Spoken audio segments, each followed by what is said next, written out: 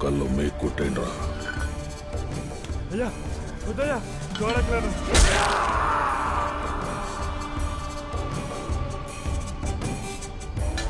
ఒక దొంగకి మోకాలి జాయింట్స్ తీసేయడం అంటే ఒక గిటార్ వాయించేవాడికి చేతి వేలు తీసేసినట్టు. దండాలయ్యా.